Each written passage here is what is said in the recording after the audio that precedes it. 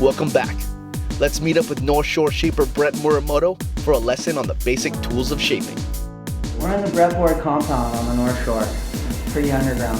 Okay, these are your basic tools if you're interested in shaping a surfboard. This is the planer that you're going to want to use when you're shaping a board.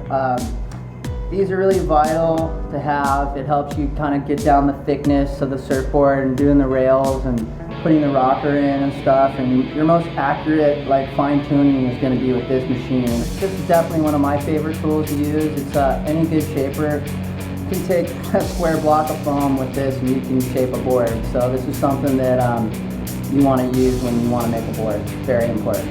This is a center line ruler, and I have your basic 12-foot measuring tape. These are important for getting your dimensions in the tail, the center, and in the nose. And you've got to have this stuff if you want to get your outline accurate.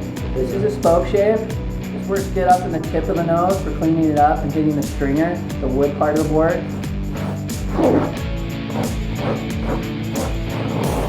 This is your basic block plane. This one's nice because it actually cuts with razor blades, so you can get a super nice fine cut.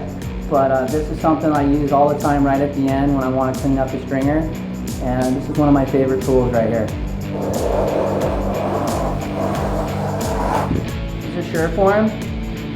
Something you're going to use after you plane the board to clean up the foam and just kind of clean up some of the rough spots and start fine tuning the board. This is the first one you're going to go to. It's like a file. And this is really important too when you're starting to get into your shape on your board to have this. It helps remove a lot of the foam real quick, and it's a smaller tool. It's almost like having a planer, but it's a file. And it's really nice for when you want to work the outline of the board or kind of getting into the board when you want to do concaves and things like that. This is a really great tool to have. A lot of these are pretty much available at like any hardware store, like Home Depot. So it's easy to find, but it's a must. These are sanding screens, and this is your basic sanding block. As you start to get closer to the finish of your board, you're going to need to have sanding blocks, and you want to have something like this. Usually you get 60 grit sandpaper, and this is something that's going to help take down all the rough marks from the planing and the Surform and start to give you a smoother finish. And as you work through the board with this, the next one's going to be the sanding screen, and this is what you're going to pull on the rails of the surfboard. And this is actually what they use on drywall, but it works really, really good on surfboard foam.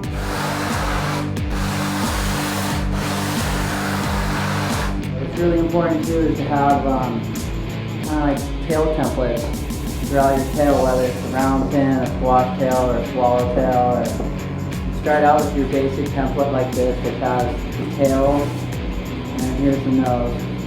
I have tons of these.